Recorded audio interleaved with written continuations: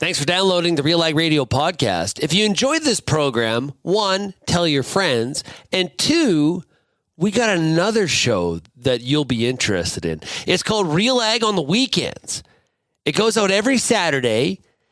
It's broadcast across Saskatchewan on RealAg Radio on 650 CKOM and 980 CGME, as well as we podcast it as well. It's really a look at the week that was in Canadian agriculture. Make sure you check it out. It's called RealAg on the Weekend. Enjoy today's episode of RealAg Radio. This episode of RealAg Radio is brought to you by high-performing new carbine insecticide from FMC. Carbine insecticide delivers fast, selective, and extended control of aphids in alfalfa and pulses, leaving beneficials like lady beetles to help in the fight. Ask your retailer today. It's time for RealAg Radio on Rural Radio Channel 147 on Sirius XM.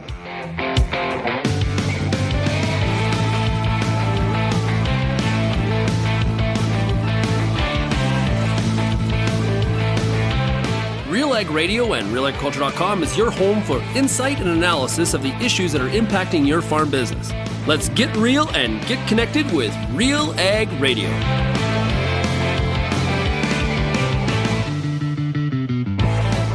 And welcome to this Tuesday, April 25th edition of RealAg Radio. I am your host, Lyndsey Smith, sitting in for Sean Haney, and I am super excited about today's show. We've got some fantastic names on the show. I've tried very hard to cover a wide breadth of this industry, and I'm super excited. So here are the people who said yes to me.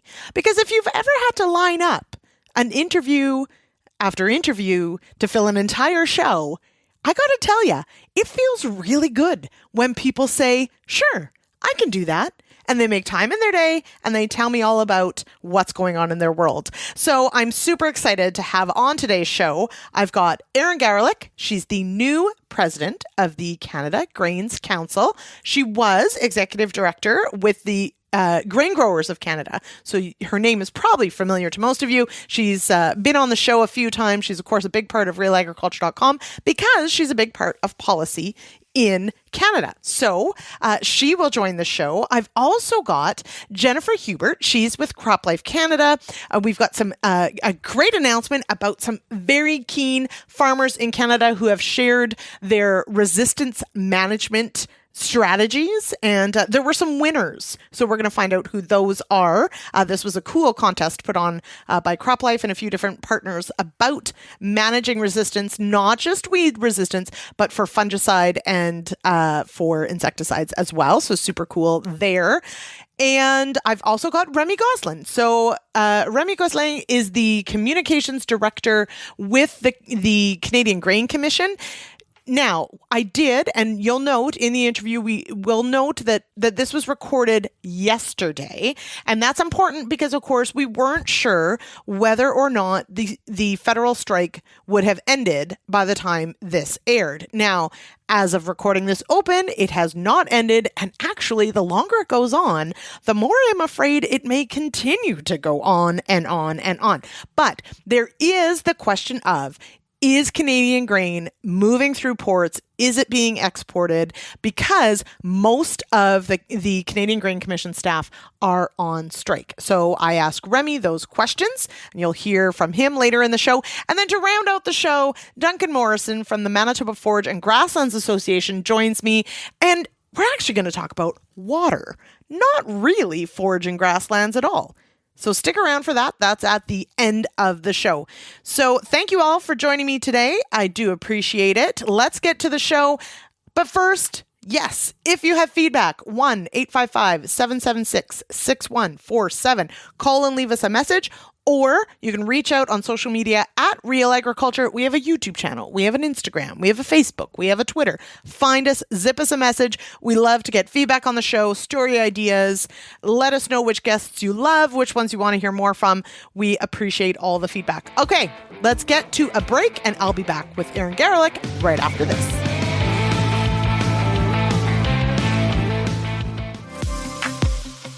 Looking to launch a successful career in agri-sales or take yours to the next level? Lakeland College's Agri-Sales and Customer Relations Certificate takes you beyond the classroom to learn from the experts. This apprenticeship-style program will teach you everything you need to know to thrive in a sales career. The real world doesn't wait. Register for Agri-Sales and Customer Relations today at lakelandcollege.ca. Peter Johnson at Wheat Pete, RealAgriculture.com, and what an opportunity! Oh my gosh! You think you can't grow better wheat? You are absolutely wrong. We're going to show you how to strive for those record wheat yields that they get in the UK and in New Zealand. You can grow 150 bushel wheat. I'll show you how. Catch Wheat Pete's Word every Wednesday on RealAgriculture.com or download the podcast on iTunes or Spotify. How's your seed quality? What should you treat with? What about herbicide carryover and environmental concerns? Spring is here, and you've got a lot of things to think about in regards to your pulse crop. The Pulse School on Real Agriculture has information and advice for all these questions and more to help you navigate this season. Brought to you by BASF. Pulse School episodes are available at pulseschool.com, realagriculture.com, or as a podcast on your favorite streaming service. Download the latest episode today.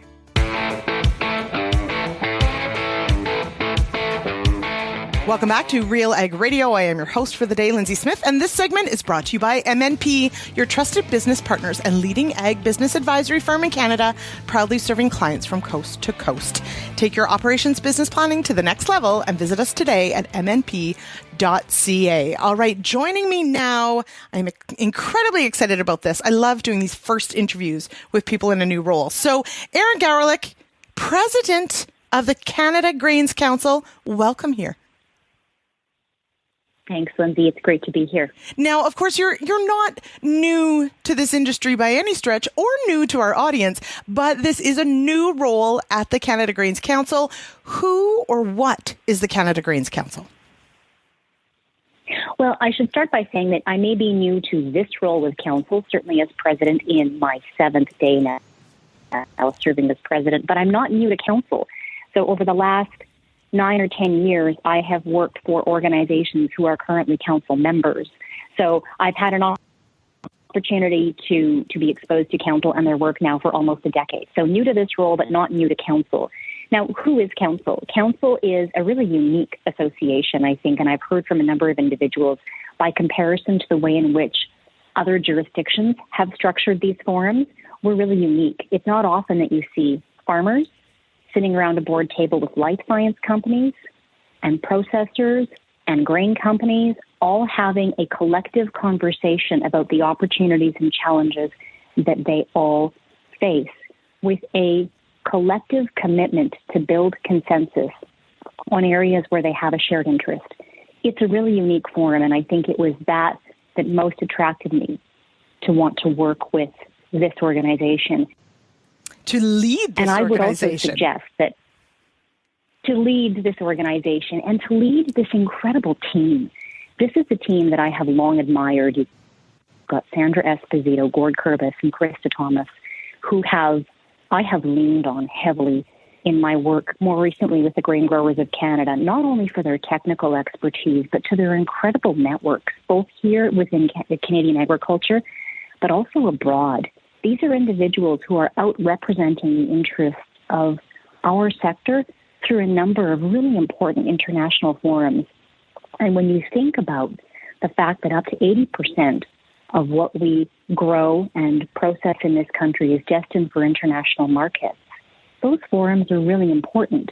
And not all of us, as individuals or associations, have the bandwidth and the resources to participate in those conversations. So I think it's tremendous to know that we've got individuals who are as capable as Krista and Gord out serving the interests of and representing the interests of our sector in those international forums as well. Wonderful. Okay. So I'm really excited to be a part of this team. Well, and it is. So Go ahead. Gord is a recent addition to the team as well, relatively recently. So certainly a lot of momentum, I think. A lot of, as you sort of laid out, there are, there's so much going on for this industry, for the importance of trade, of course, for these export-dependent commodities. So what do you see as some of the main challenges ahead for this industry? I think that many of your listeners will be familiar with many of the challenges that we're facing. I think the two biggest challenges right now are likely around climate change, and that's affecting everybody around the world. But in particular, this government's commitment to sustainability and their international targets that they've set. And the other challenge is the unprecedented levels of food insecurity that we're facing globally. And so what is Canada's role in all of this? And I would suggest that innovation and science, we know, is going to play a big role in positioning the Canadian agriculture sector to help solve some of these increasingly complicated challenges. So one of the challenges that we're going to face as council, and that council members face every day, is the way in which we communicate that with government. How do we talk about the important role that science and innovation will play in positioning our sector to help meet those challenges, positioning Canada as a leader, and giving us the opportunity to contribute to the solution globally? That's the conversation that we're going to be having with government around innovation, science-based, risk-based policies. Now, we're going to come back to that in a moment, because I do want to talk about something that you've been involved with in past roles. But to come back to sort of the leadership of this organization, you've been involved in some form with the council for quite a few years. What was the impetus to take on the leadership of this? What was the one thing that made you say, yep, I'm going to lead now? If I think about, Lyndsey, the work that I've done in this sector and sort of what I'm known for and what I most enjoy, I don't have to go very far back to remember the work that I was doing in Alberta, working with the crop commissions and the formation of Team Alberta, which has since expanded, which was at the time the 4 crop commissions that came together to work collectively on both provincial and federal policy. Why? Because we're always stronger when we speak with one voice, and we have far more in common when we work together. And so collaboration and consensus building has always been a part of the work that I've done, because I know that's how we're most effective. And I want to be effective when I'm representing the interests of my members. And so here was an opportunity to have representation from every sector within the broader industry around one table. I mean, talk about a commitment to collaboration. That's why they're here. They're here because they want to find opportunities to collaborate. And so this was such an opportunity for someone like me, who's always built their career around ways to build coalitions and to facilitate collaboration, to do that with the entire sector around the table. So that's probably what most excited me about this opportunity. Mm-hmm. All right. So to come back to that communication with government, the communicating science and innovation for exactly that, coming to a consensus with a broad range of stakeholders, bringing that to government.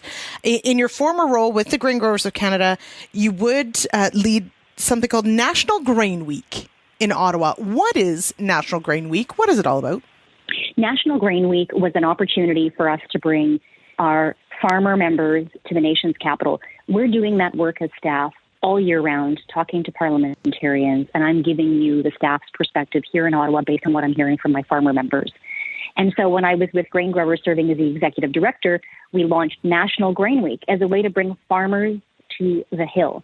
And it's such an important way to reinforce some of the messages that we're sharing with parliamentarians all year round. When you have farmers who can come and provide specific examples of the impact that policy decision that you've made is having on their farm in the Peace Country or in Quebec. And you have this broad representation from every province across the country, this huge country, letting you know how that particular policy is going to impact farmers in Eastern Canada, in Western Canada, and telling stories. And that's what's so critical, is it gives parliamentarians an opportunity to hear directly from farmers and ask farmers for some specific examples of the impact that it's going to have at the farm level. And I think that's really important, whether you are representing farmers through Grain Growers of Canada or now in my new role at Council, is bringing the affected parties to Ottawa to have those conversations with parliamentarians. As staff, we really appreciate the opportunity. I learn a lot from those conversations when my members come to town, and I can listen to them explain to parliamentarians the effect that those decisions are having on their farming operations or for their multinational company. Now, when does it take place the same week every year? It doesn't necessarily. So the Grain Growers of Canada, their National Grain Week, typically takes place before seeding, of course, at some point early in the new year. Once everyone is back, the House is back in session and parliamentarians return to work. It's typically end of February, early mid-March. But I think this year it was postponed and we moved it closer towards the end of March because we wanted to have a little more to say on the grain growers' work around the road to 2050. And that work was well underway through the fall and winter. And so that's why this year it was a little later than it is usually at the end of March. All right. Well, we'll watch for it next year as well. It is a neat thing. Okay. But coming back, of course, to Grains Council, as we mentioned, 7 whole days in the job. So, clearly, at least you know where your desk is, I would assume. But let's look forward a little bit. I'm not going to dig very deep into strategic planning or all that until you've got your head wrapped around it. But sort of in the immediacy, what will you be spending these first few weeks doing with council? Okay. I think you mentioned strategic planning, for example, and that's something that we're going to be doing this calendar year. And what I think I'm most excited about is, look, I'm a full-time president for Canada Grains Council. In addition to the work that's already underway, we have a commitment to expand the scope of our work. And so I think that you're going to be seeing and hearing a lot more from council in the coming days. This is an organization that's going to be highly visible, and we're going to continue to position ourselves as a trusted advisor to our government partners. So expect that you're going to be hearing a lot more from council than you have in the past. I think in terms of the files that we're working on right now, Gord Kurbis has been leading with our sector stakeholders. It's going to come to your listeners as no surprise.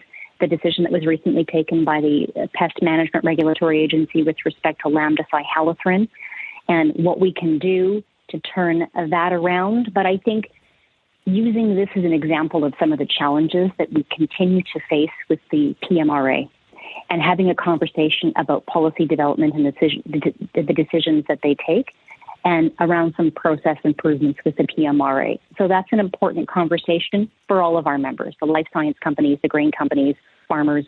A lot of confusion with the recent decision that was taken. So we're looking for greater clarity, and then we're going to look for ways in which to move forward to avoid challenges like this in the future. And that's going to come around some process improvements with respect to the PMRA.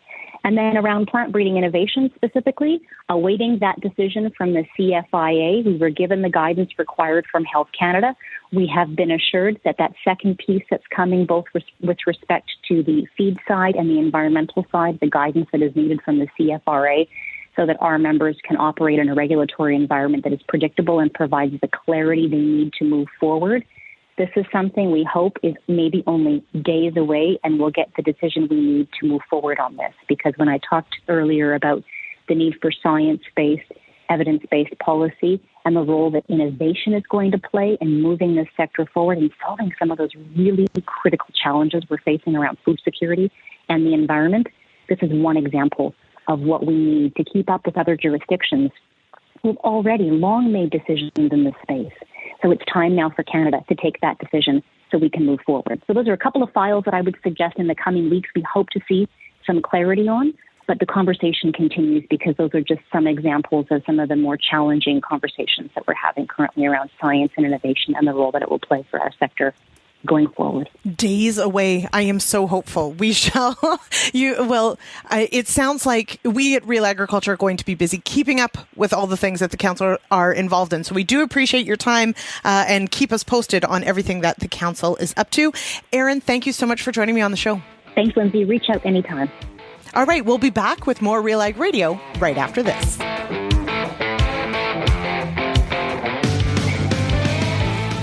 ABJ Agri-Products is North America's exclusive distributor for air bubble jets and easy jets.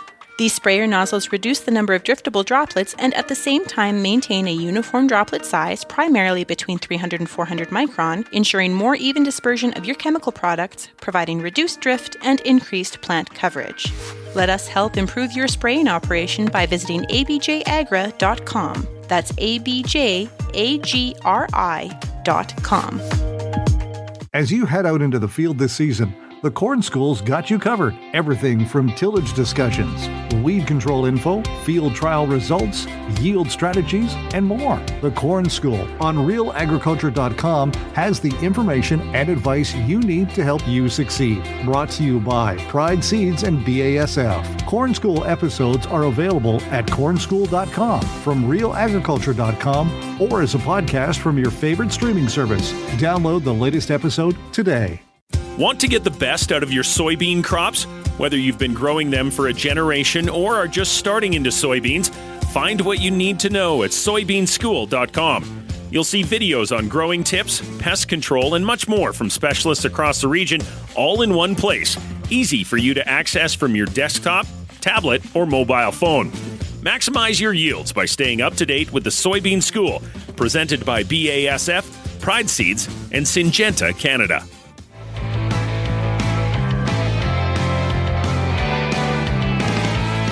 Welcome back to RealAg Radio on this Tuesday, April 25th. I am your host, Lyndsey Smith, and this segment is brought to you by Field Heroes, powered by the Western Grain Research Foundation. Visit fieldheroes.ca to learn how beneficial insects can benefit your farm. All right. Joining me now is Jennifer Hubert. She's the Executive Director of Plant Biotechnology with CropLife Canada.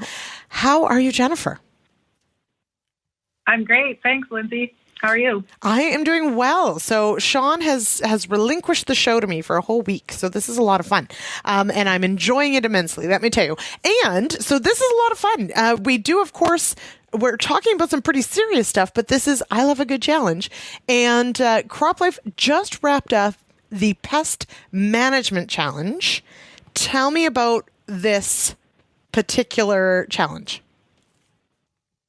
The Pest Management Challenge, How Do You Outsmart Resistance on Your Farm, was a first-of-its-kind online contest for Canadian growers that was brought to you by our CropLife Canada's platform, Manage Resistance Now. We asked growers to share their resistance management tips, tricks, and success stories for a chance to win an iPad. The contest ran from the end of November till the end of March, and we're very pleased to have just shy of 400 entries from across the country, 399 to be exact. And the purpose of the contest was really to raise awareness and promote the adoption of strategies to manage weed, insect, and disease resistance. So now this did wrap up end of March, as you said. The winners were announced last week. Before we get to those winners, you did mention nearly 400. I sort of wish I had entered just so you could say you had an even 400. But what did sort of the submissions look like? Were they video? Were they written? Could people get as creative as they wanted? What did that look like? The responses were written, and they were quite varied from short submissions like send in the dogs to pretty detailed submissions on some cool things that people are doing. But overall, it was really clear to us that Canadian growers are aware that resistance management is important, whether or not they're dealing with it on their farm. And many of the tips that were shared included industry-recommended best practices, so things like crop rotation, cover crops, monitoring, and scouting. And some growers noted very specific pest management challenges like herbicide-resistant wild oats, kochia, and Canadian fleabane. Right. So, and we should, of course, make this, we open this up. We're not just talking about weed control necessarily. This was open to any resistance, so pest resistance, so not just strictly weed control, because I think sometimes we focus a lot on the weed side, but of course we have to think about diseases and insects as well. Is that correct?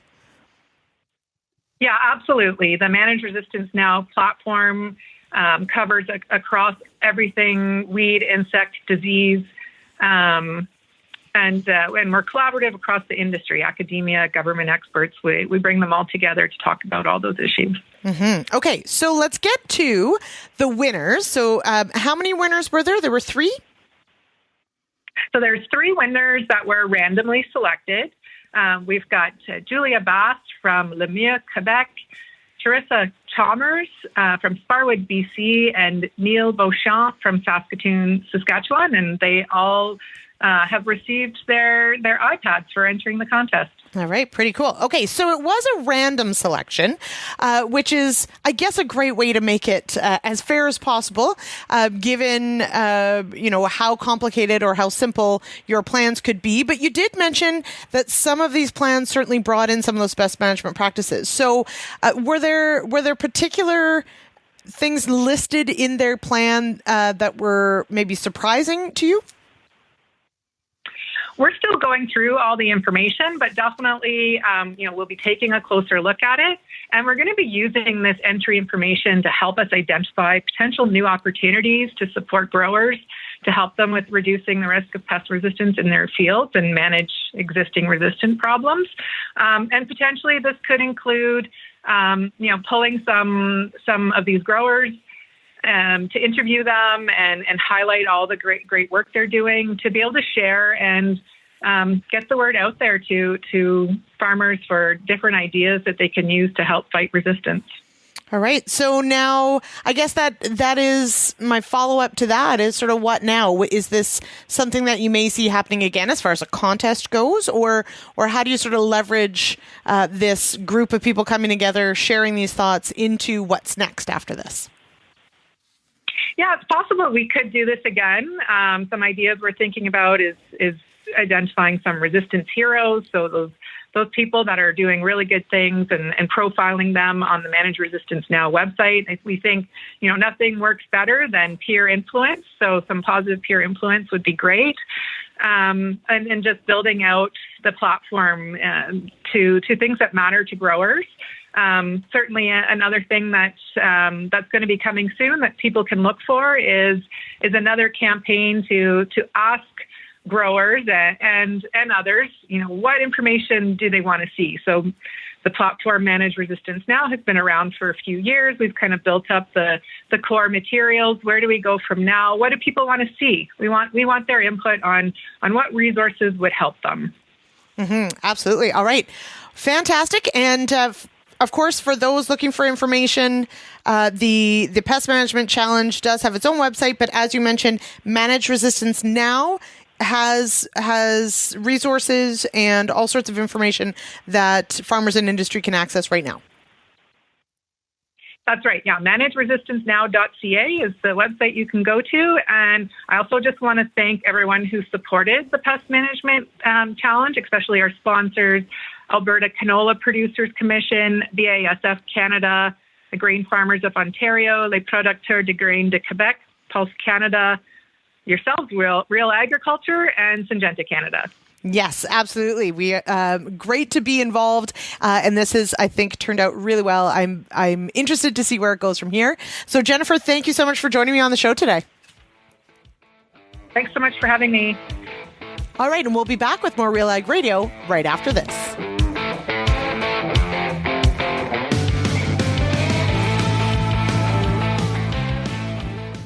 If farmers know one thing to be true, it's this. There are a lot of factors you can't control. The weather, breakdowns, and a million other variables standing between you and a successful season. But for all the uncertainty, you wouldn't change a thing, because that's farming. And that's why Koch Agronomic Services wants to make life on the farm a bit more predictable.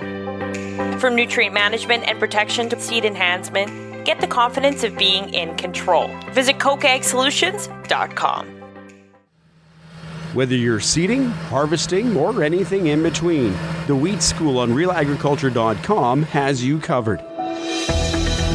Timely agronomic information from industry experts available online anytime. Give your wheat crop a good start and a great finish with the Wheat School on RealAgriculture.com. Brought to you by C&M Seeds, Syngenta Canada, and the Alberta Wheat and Barley Commission.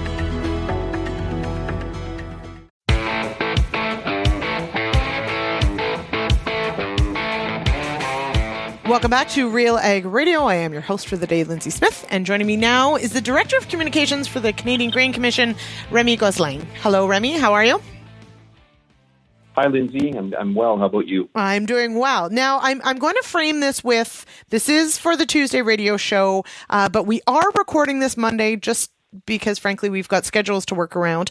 And so as of right now, there is a strike. There is a very large strike happening, and it does impact several of the employees of the Canadian Grain Commission. So, Remi, thank you for talking to me, because as I understand it, you're the only one on the comms team right now at work. That's correct. And over and above my staff, I would say there's about 65% of CGC employees that are currently on strike. And that also includes most grain inspectors in port locations in Canada. Right. So, and that is what, of course, prompts this discussion is, the strike now is several days in the making. How are grain inspections happening right now?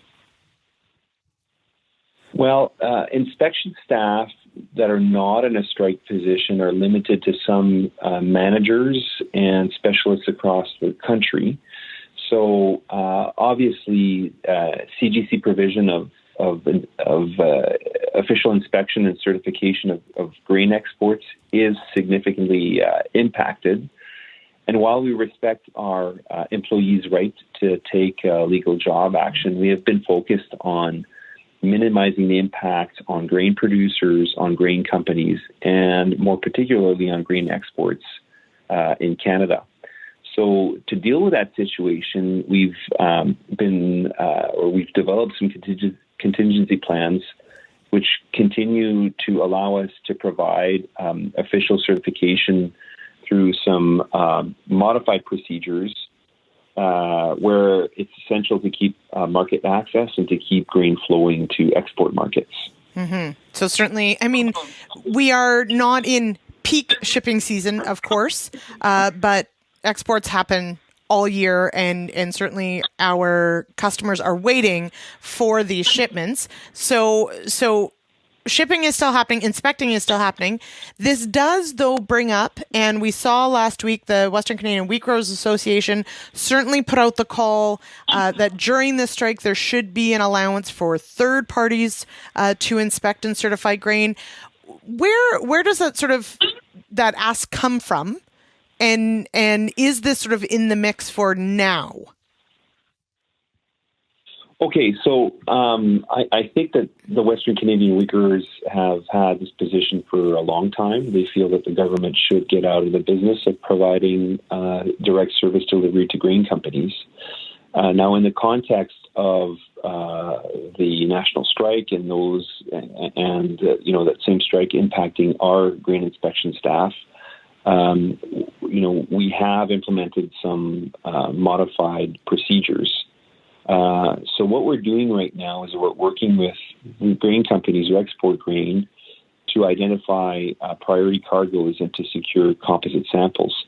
So normally that work would be done by our grain inspectors. So what they do is that they inspect samples of grain incrementally as it's loaded onto ships and vessels.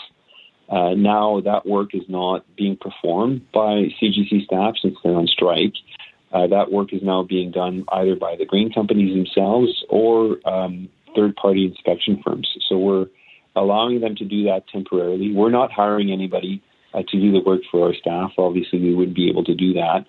But we're allowing them to inspect those increments and to prepare composite samples, which in turn will be sent to our managers and specialists who will provide final inspections and certification on the samples that we receive. These contingency plans have been working so far, and grain continues to flow. So in a sense, it addresses some of the concerns that the Western wheat growers have raised as part of their communication to the grain sector. Mm-hmm. Now, yes, you're correct. I mean, this is something that they've brought up as a group before and would like to see sort of as a permanent change. I do know that I have reached out to a few members of the sector to ask, where the review of the Canada Grain Act is. We did, the last update I can find is the report, the What We Heard document, and then it sort of has not moved from there. So we'll keep tabs on that as well. I did want to check in with you, though. Of course, inspection is one aspect of what the Grain Commission Commission does. What about reporting and companies reporting during this time? How much has sort of changed, and what is business as usual right now? Well, I mean, we take all of our activities, and particularly the services that we provide to grain producers, very seriously. So during the strike, Canadian Grain Commission licensees, so primary elevators, grain dealers, terminal elevators, are still expected to fully comply with the requirements of the Canada Grain Act and the Canada Grain Regulation. So this would include providing us with monthly liability reports so we know how they're doing and how many liabilities that have incurred to producers. They still have to tender a security to us and report a variety of handlings. We're still publishing our statistical reports on storage and conveyance of grain. And, we're still ensuring that producers and their transactions are protected. So grain producers who have concerns about slow payment or non-payment, or may even have grading disputes with grain companies, can continue to contact the CGC through our regular channels. So all of these services are continuing, although they may be provided a bit slower. They're still in place. So producers need not worry in terms of service delivery to them. We're continuing to monitor the activities of grain companies. So from that perspective, it's while business has changed, we're continuing to provide services. And what about other programs? Does that cover pretty much everything that the Grain Commission is doing? Yeah, well, I mean, we've got other activities in science and research, and that, for example, has not changed. And there's still some staff in support services that continues at our offices. We're still doing policy work. And some of us in management are still present, providing service where we wouldn't be able to do. But for example, an area where I work in, which is communications, our website, we're not doing any regular updates on it until our staff will be back, and we hope that will be soon. But again, we respect their legal right to strike. We're not stepping in and having other people provide the service directly for them. We're modifying procedures where we can, and we're continuing to provide service where it is essential.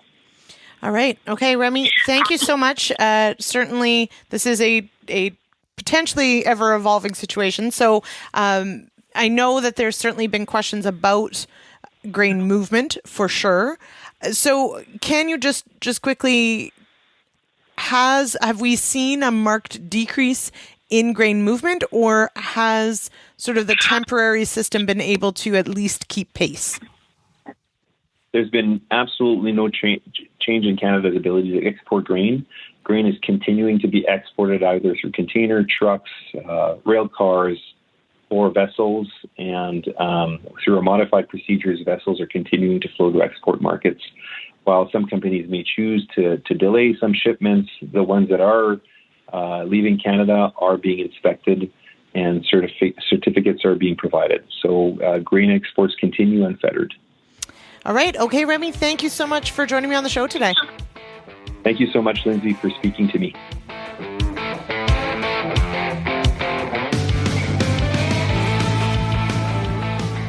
Infuse some energy into your next corporate event, customer meeting, or conference with RealAg Radio, Canada's national agriculture radio show.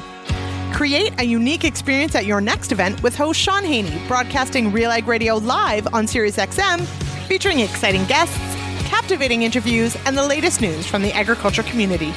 Contact advertising at realagriculture.com or call 587-787-1795 to book your on location with RealAg Radio today. Canola is more than just a pretty face in the prairie landscape. It's a big business, both here and around the world, that requires you to be informed and up to date on everything it takes to grow a successful crop. The Canola School on RealAgriculture.com has an expert library of video resources covering markets, agronomy, and more to help you grow a healthy and profitable canola crop. Visit canolaschool.com today. Brought to you by BASF Canada and Invigor Hybrid Canola.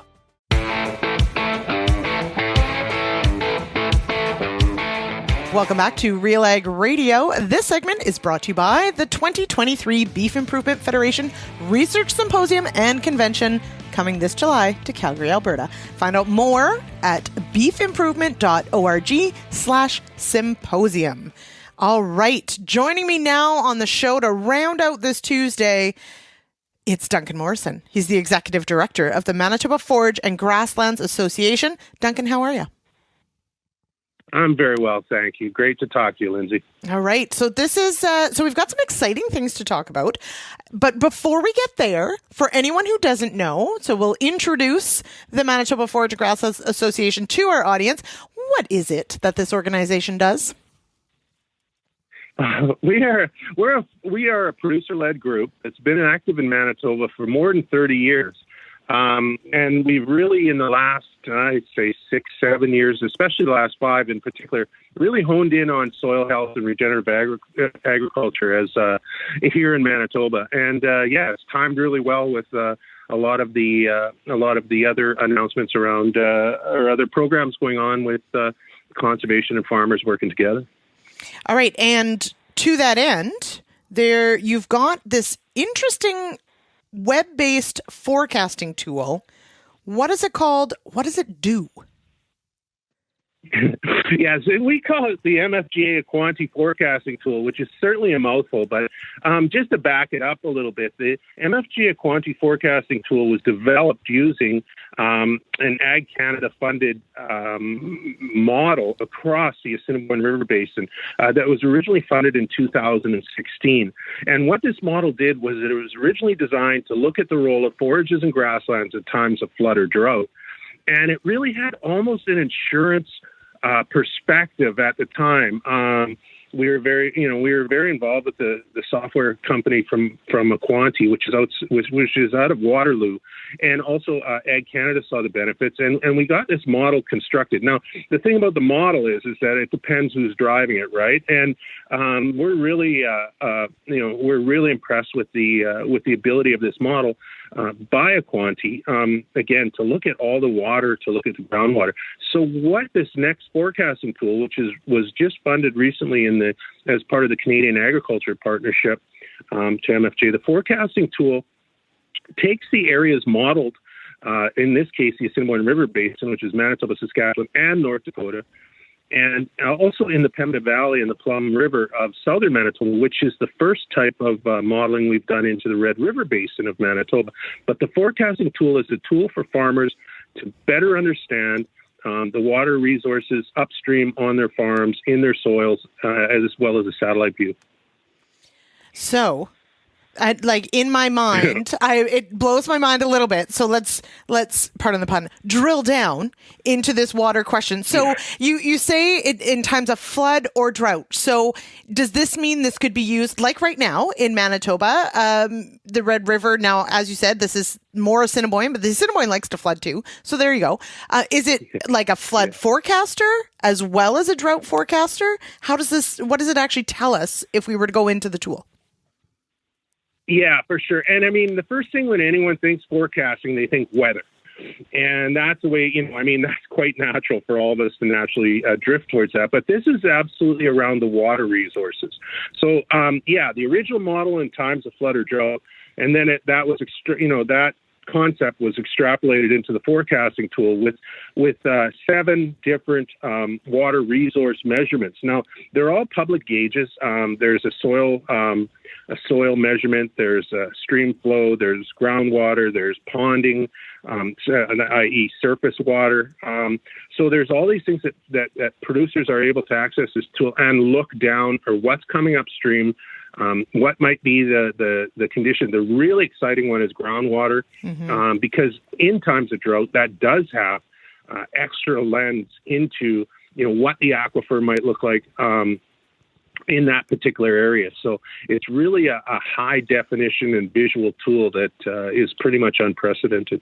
So in my mind, as someone with livestock, thinking about pasture management, thinking about hay storage for winter, how much hay can I actually put up for when? Is this where this could come in, where in times of drought, you could be looking at, how you conserve what water is there, what you could be expecting as far as yields are concerned? How would I put it sort of into practical usage beyond moving my animals out of the way if there's a giant wave of water coming? But from the production side, how might I use it?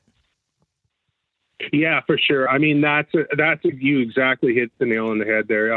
It definitely would help you with your management of the farm on a day-to-day, short-term basis, for sure. Just knowing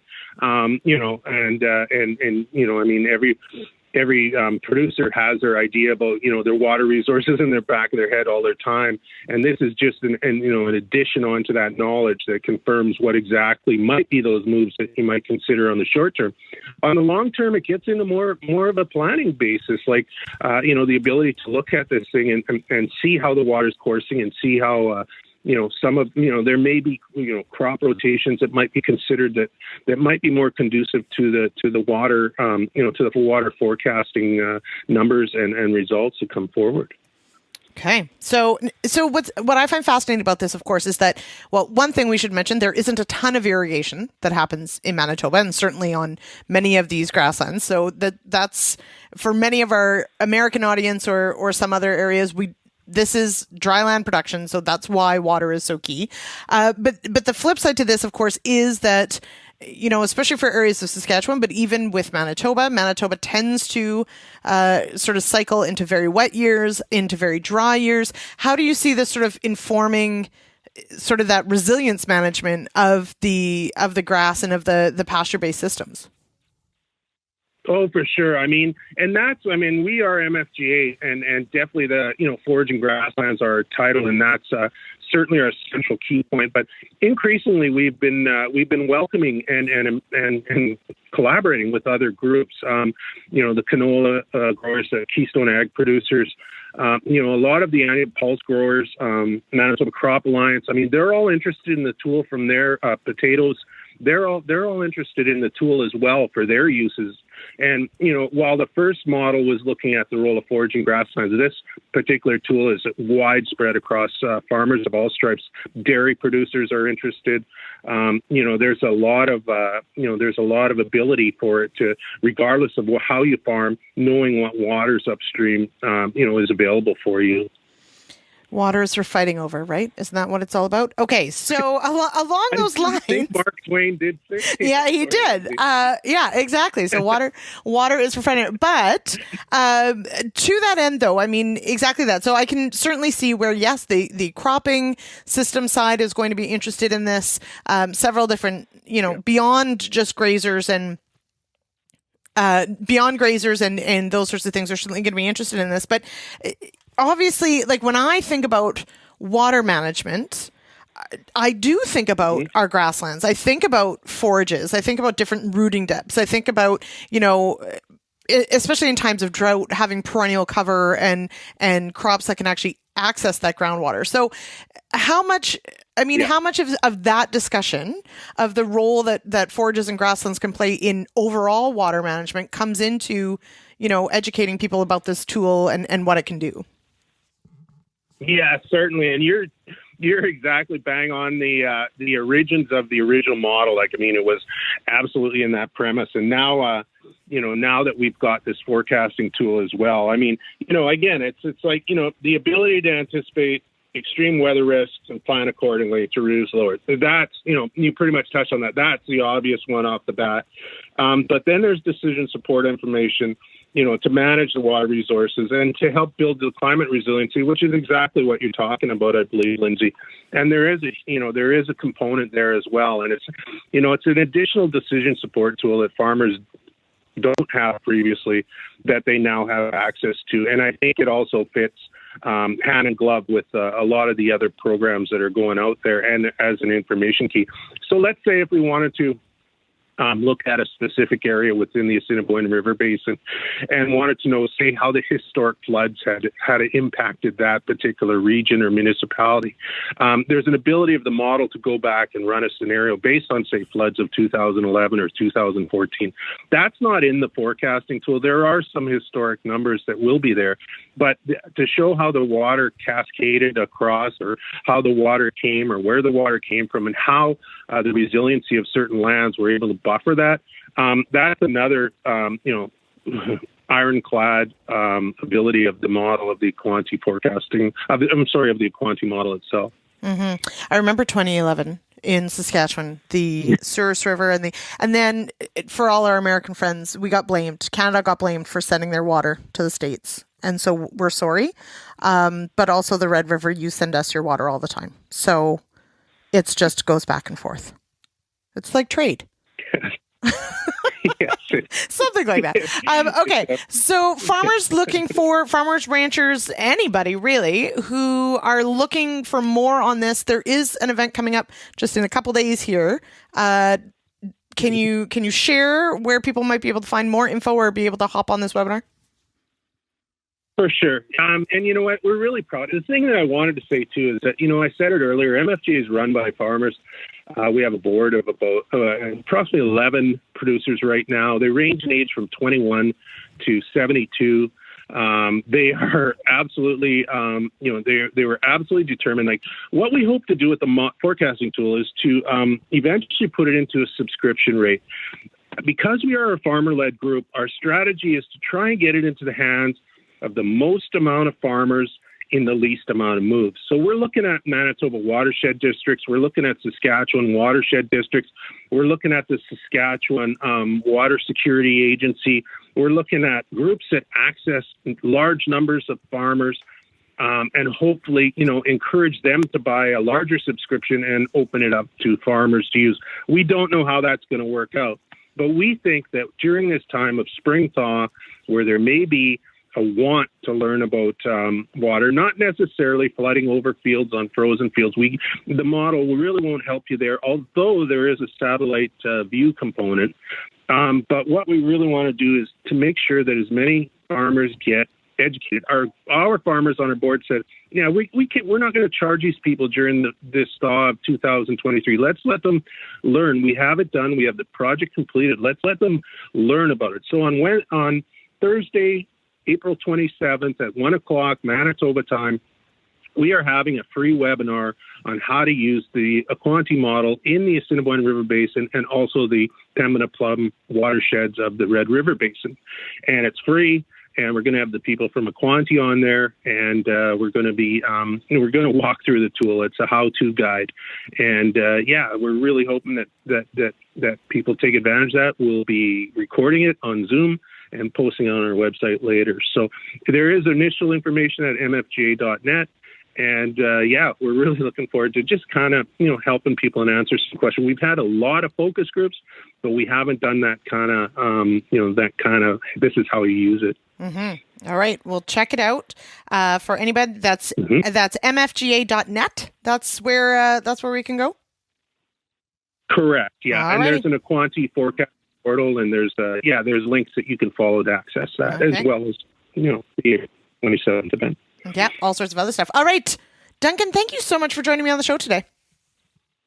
Lyndsey, it's very nice to hear from you, and I wish you well, and keep up the great work at RealAg. Really appreciate all you guys are doing. All right, that does it for me for today's edition of RealAg Radio. This was absolutely so much fun. Can't wait to do it all again tomorrow.